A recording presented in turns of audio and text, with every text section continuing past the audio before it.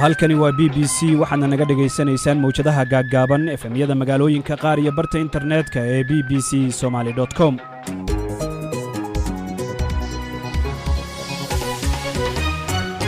duhur wanaagsan dhegaystayaal waa 15 bisha Abriil saacadda Afrikada barina waa 2 duhurnimo oo gowa. qodobada barnaamijka aad ku maqli doontaana waxaa ka mid ah madaxweyne Trump oo lagu dhaleeceeyay dhaqaalaha uu ka joojiyay hay'adda caafimaadka adduunka ee WHO xarun lagu karantiilo dadka looga shakiyo fayraska corona oo ku taala magaalada Nairobi oo 10 qof ay ka baxsadeen. waxyaabaha kale ee barnaamijka ku maqli doontaana waxaa ka mid ah 1400 oo sanadood ka hor buu nabigu calayhi salaatu wasalaam yidhi haddii dhul daacuun ka dilaaco oo dhulkaa dabadiisa aad joogtaan haygelina haddaa gudihiisa joogtaana ha ka bixin. taasi waxay ku tusaysaa inuu nabigu calayhi salaatu wasalaam ummadda ku boorinayay social distancing ama bulshadu inay kala fogaan. waa gabar qaab diini ah dadka uga wacyigelinaysa halista fayraska corona.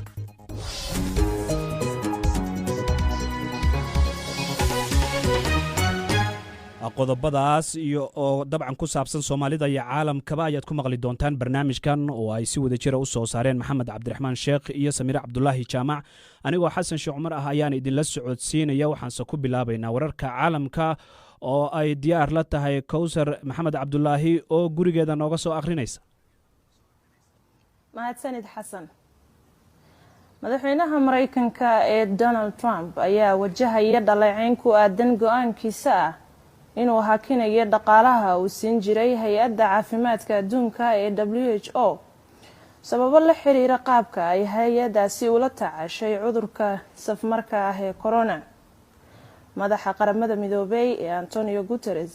ayaa sheegay in xilligan aan la joogin xilligii maalgelinta laga jari lahaa qaramada midoobay. Shiinaha wuxuu aan ku soo celiyo madaxa qaramada midoobay ee Antonio Guterres ayaa sheegay in xilligan aan la joogin xilligii maalgelinta laga jari lahaa hay'adda WHO. Shiinaha wuxuu sheegay in tallaabada Mr. Trump ay saameyn ku yeelan doonto dhammaan wadamada haatan la dhibaataysan xaalado adag.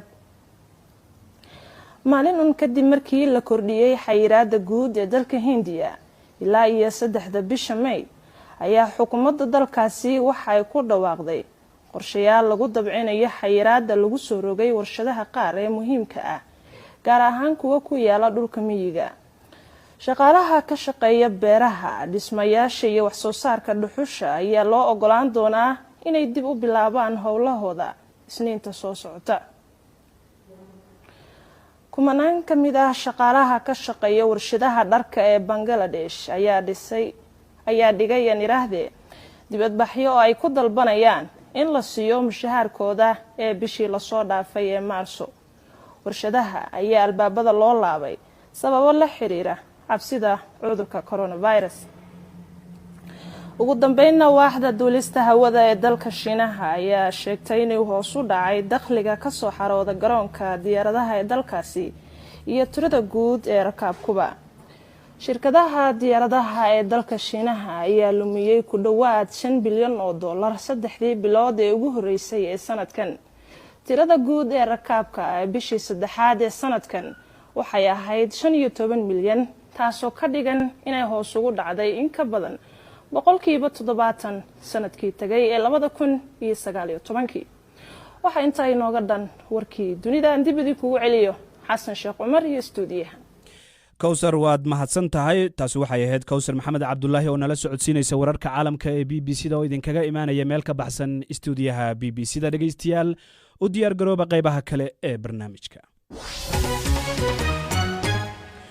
aynu ku bilownay sidaad wararkaba ku maqlayseen madaxweynaha Mareykanka ayaa si weyn loogu dhaleeceeyay go'aanka uu ku joojiyay dhaqaalaha uu siiyo hay'adda caafimaadka adduunka oo uu ku eedeeyay in ay si xun u maareysay cudurka safmarka ah ee COVID-19. xogayaha guud ee qaramada midoobay Antonio Guterres ayaa sheegay in la joogo xilligii loo midoobi lahaa la dagaalanka cudurka ayna qalad tahay in dhaqaalaha laga jaro hay'adda WHO. Shiinaha ayaa isna sheegay in tallaabada Trump ay wiiqi doonto dadaalka ay dalalku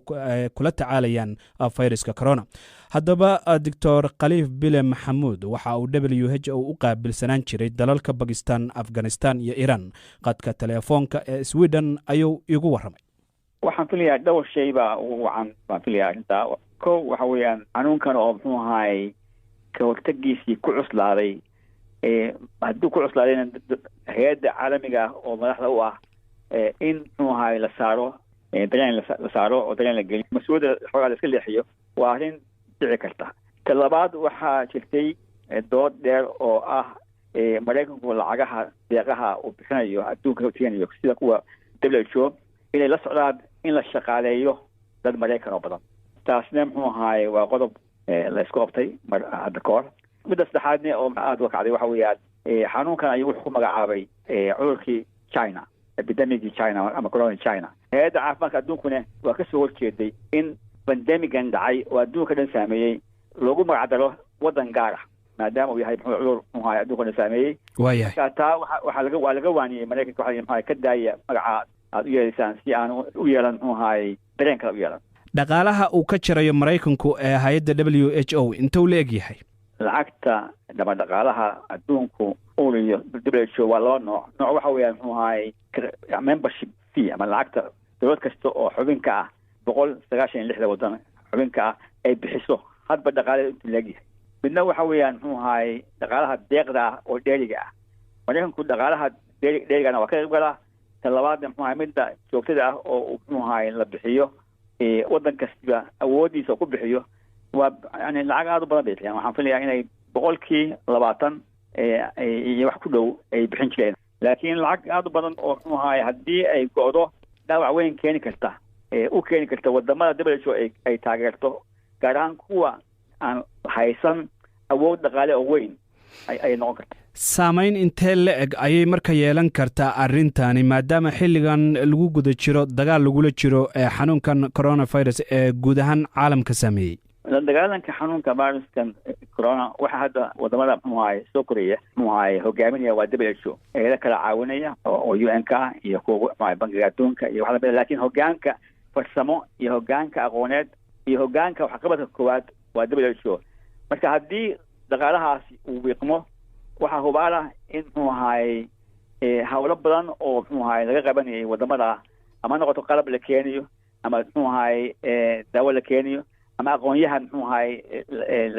la keeniyo ama aqoonyahanka dalkaas oo muxuu ahaay la siinayo muxuu ahaay gudooyin si ay u shaqeeyaan oo muxuu ahaay hawshooda u fuliyaan. kulli waxay yeelan kartaa muxuu ahaay saameynteeda aan wanaagsanayn. si gaara markaynu u eegno Soomaaliya arrintan saamayn gaara ma ku yeelan kartaa maadaama Soomaaliya ay u baahan tahay caawin xanuunkiina uu hadda gaaray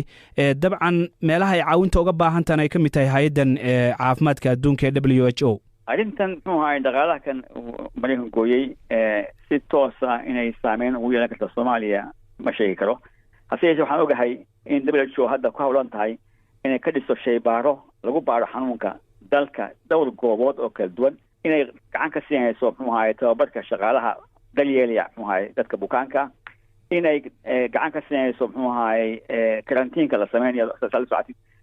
marka muxuu ahaay hawlo badan oo ay WHO ayaa jirta. hase yeeshee imisa hawlaha dhaawac ka soo gaari karaa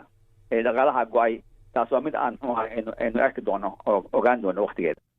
kaasi wuxuu ahaa doctor khaliif bile maxamuud oo qadka telefoonka igu warramaya isagoo ku sugan dalkaasi Sweden. markaana war goordhoweedna soo gaaray ayaa sheegaya in 10 qof oo ku jiray xarun dadka lagu karantiilo magaalada Nairobi ay isaga baxsadeen xaruntaasi iyagoo ka cabanayay in loola dhaqmay qaab cadaalad darra, waxaana intaa ku dareen in 2 jeer baaritaano lagu sameeyey oo aan laga helin xanuunka, waxaana lagu qasbay in halkaasi joogaan. toddobaadkii hore ayaa dowladda Kenya waxa ay ku dhawaaqday in muddada karantiilka ay kordhin doonto 2 toddobaad ama ilaa bil.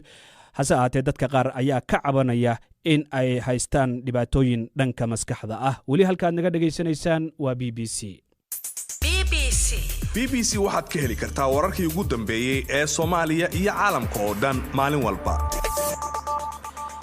xilli uu caalamku si weyn u saameeyey ee cudurka covid-19 ayaa weli waxaa jira dad aan rumaysnayn in uu dhab yahay. waxaa dadkaasi ka mid a Soomaali aaminsan in uusan ku dhicin karin dadka muslimiinta xanuunkani. Xamde Xuseen Maxamuud oo u dhaqdhaqaaqda arrimaha bulshada Soomaalida Britain ayaa waxa ay bilowday dhowaan qaab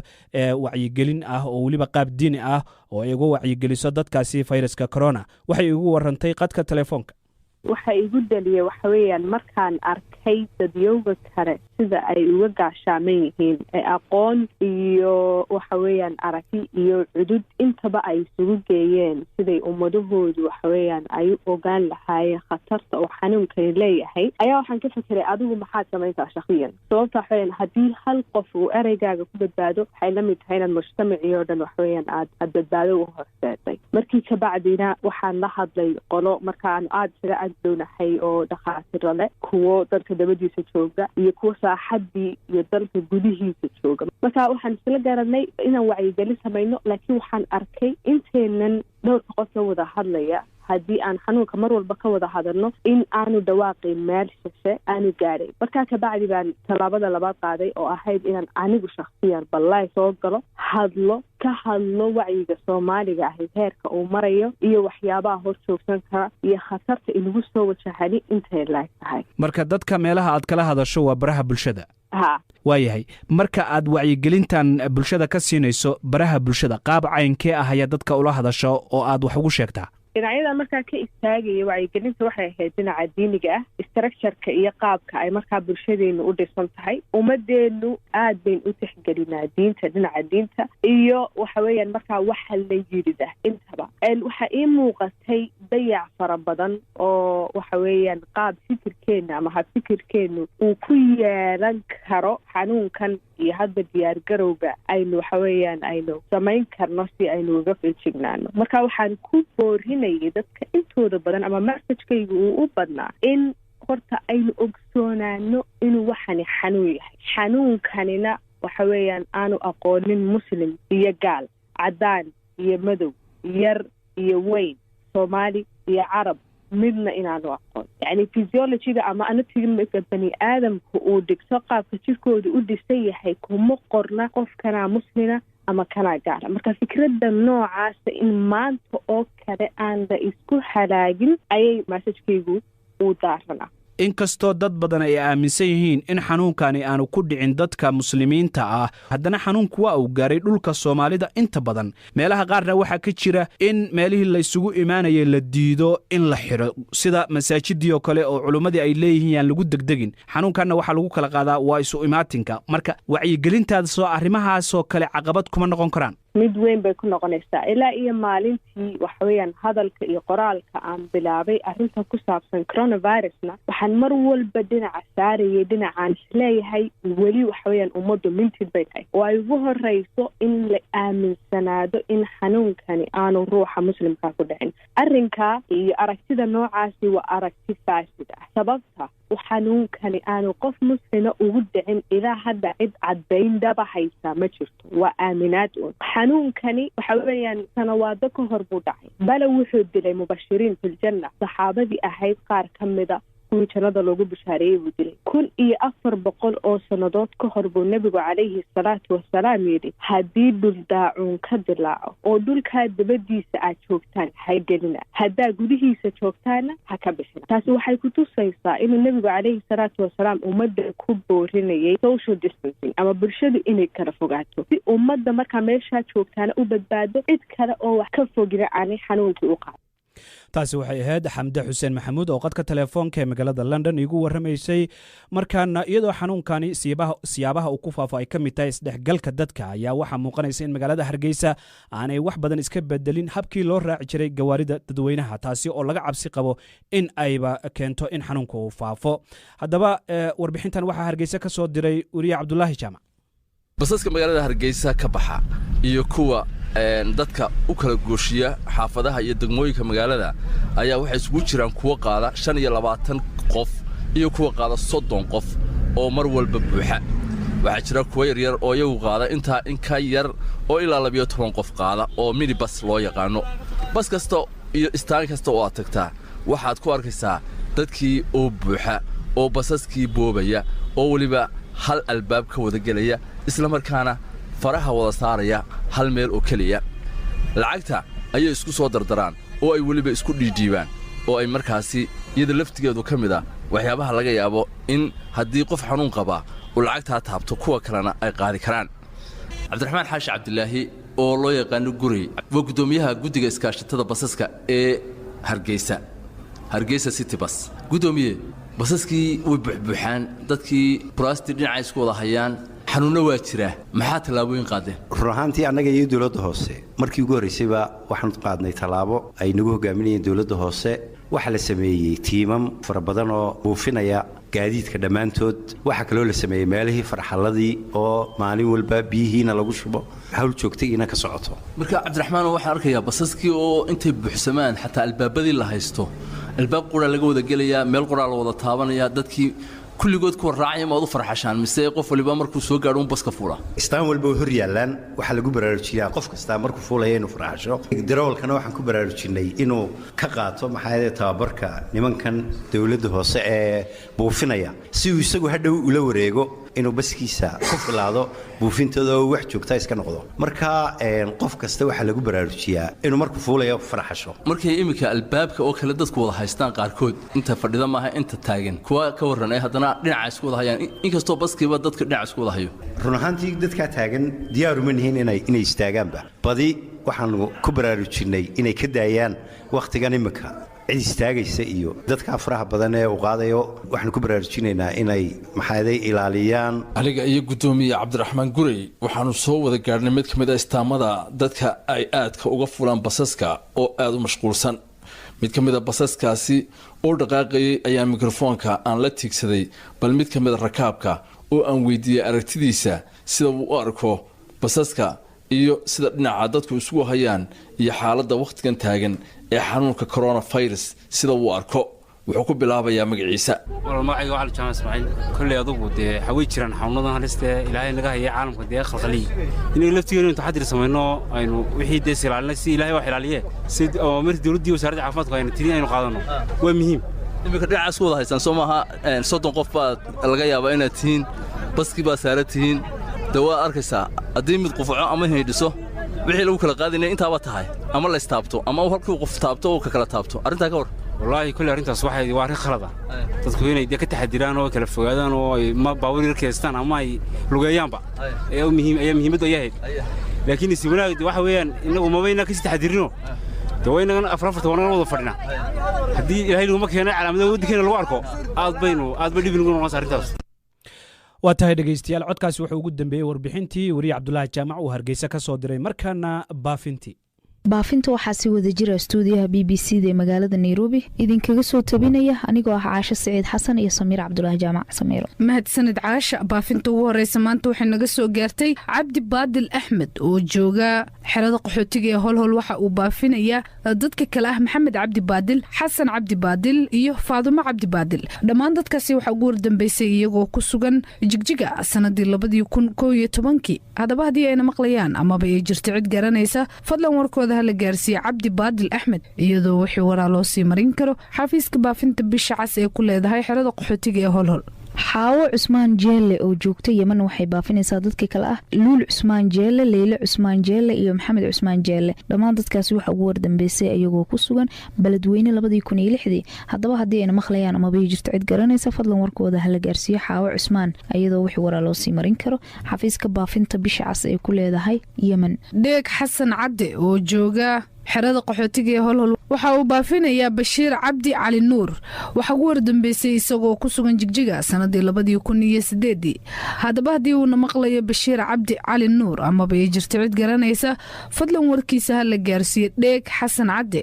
iyadoo wixii waraa loo sii marin karo xafiiska baafinta bisha cas ee ku leedahay xerada qaxootiga ee holhol amaba telefoonka nambarkiisu yahay 2537 abuukar cali eenow oo jooga yeman waxa uu baafinayaa muumino cali eenow bashiir cali eenow iyo maryan cali eenow waxaa ku wardambeysay ayagoo ku sugan baydhabo 2008 haddaba haddii ayna maqlayaan amaba jirto cid garanaysa fadlan warkooda hala gaarsiiyo abuukar cali eenow iyadoo wixii waraa loo sii marin karo xafiiska baafinta bisha cas ee ku leedahay yeman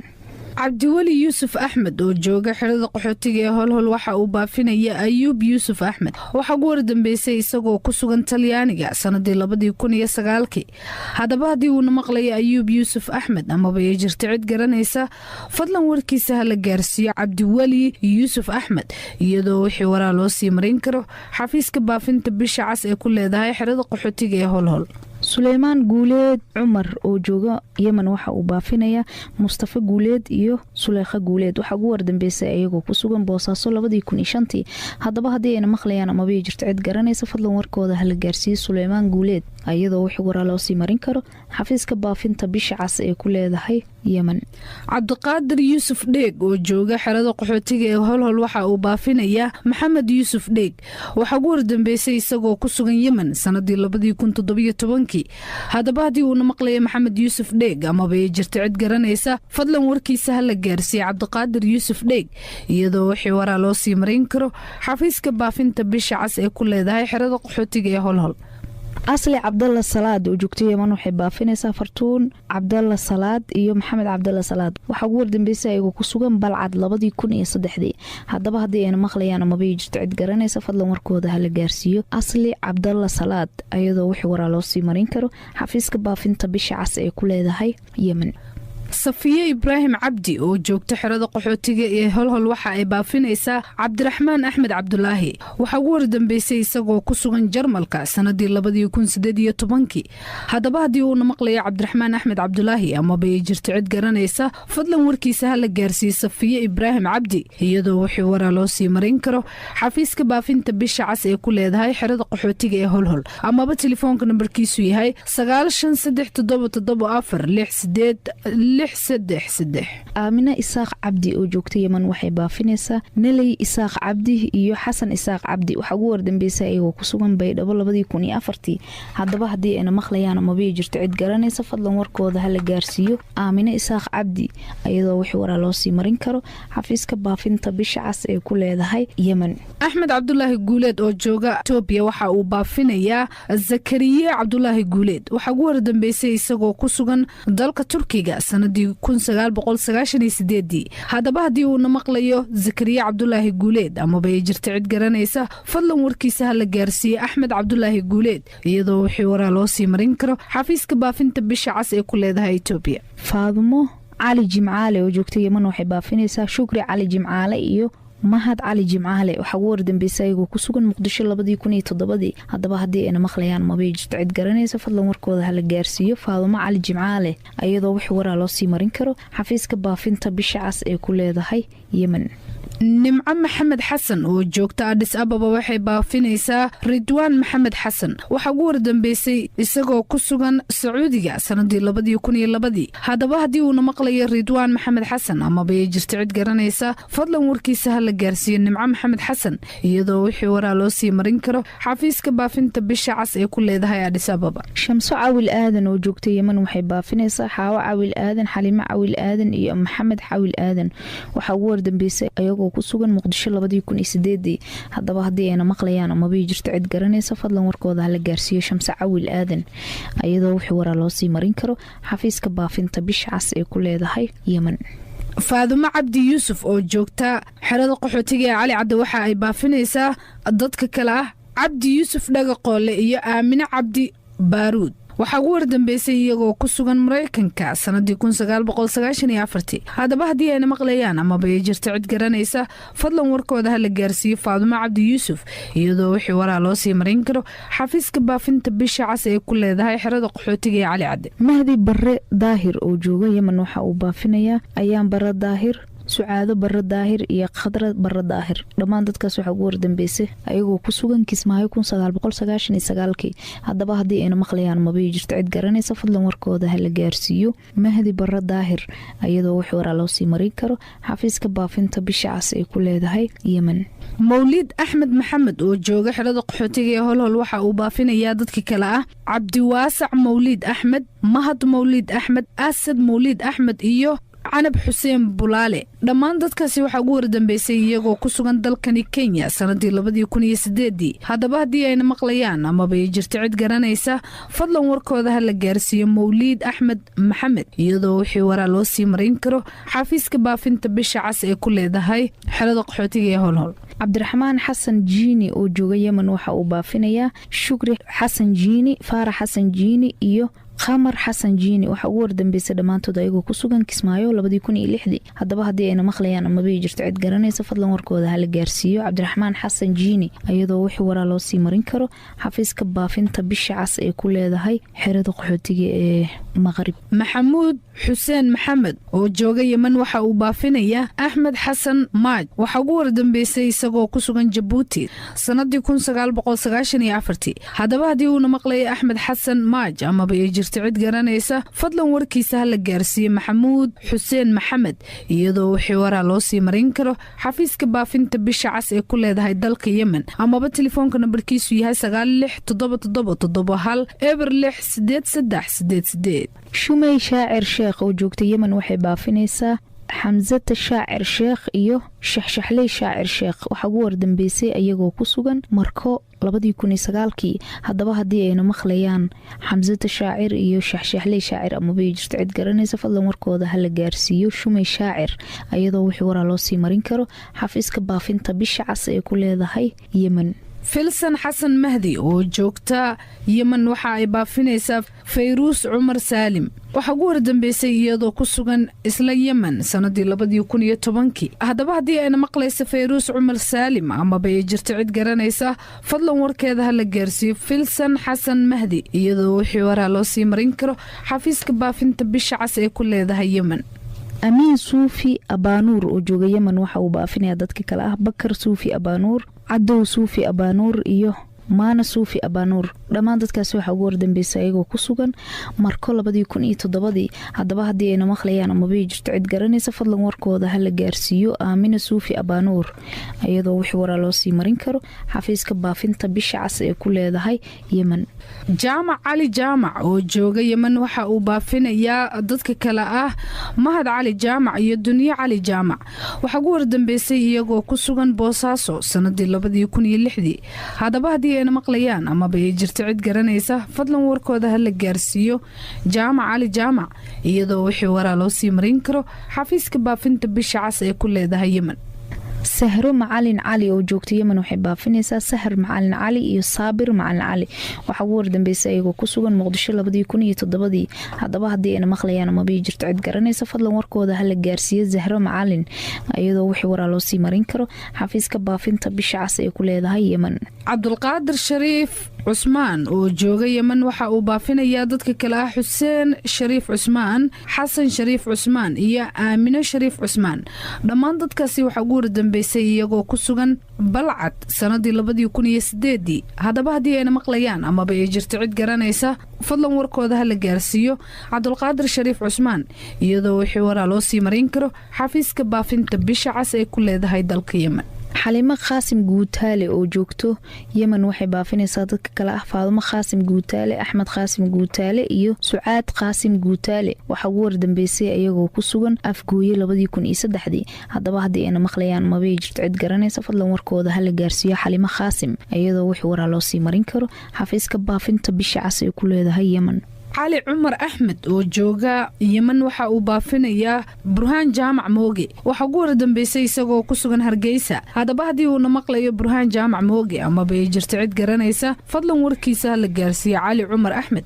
iyadoo wixii waraa loo sii marin karo xafiiska baafinta bisha cas ee ku leedahay Yemen. cabdinaasir shirwac dhaqane oo jooga Yemen waxa uu baafinayaa Cabdisamad shirwac dhaqane, Batuulo shirwac dhaqane iyo Barni shirwac dhaqane waxa ugu wardambeysay ayagoo ku sugan Beledweyne 1990 haddaba haddii ayna maqlayaan ama bay jirto cid garanaysa fadlan warkooda ha la gaarsiiyo cabdinaasir shirwac dhaqane iyadoo wixii waraa loo sii marin karo xafiiska baafinta bisha cas ee ku leedahay Yemen. bilan caraaya nageeye oo joogta Yemen waxay baafinaysaa dadka kale ah Leyle Xuseen Gacal iyo Siraad Maxamed Nuur waxa ugu wardambeysay iyagoo ku sugan Talyaaniga sanadii 1999 haddaba haddii ayna maqlayaan ama bay jirto cid garanaysa fadlan warkooda ha la gaarsiiyo bilan caraaya nageeye iyadoo wixii waraa waraa loo sii marayn karo xafiiska baafinta bisha cas ee ku leedahay yemen. maryan xuseen barrow oo joogta yemen waxay baafinaysaa ruqiyo xuseen barrow, canab xuseen barrow iyo maxamed xuseen barrow. waxaa ugu wardambeysay ayagoo ku sugan afgooye 2008. haddaba haddii ayna maqlayaan amabay jirto cid garanaysa fadlan warkooda la gaarsiiyo maryan xuseen barrow iyadoo wixii waraa loo sii marin karo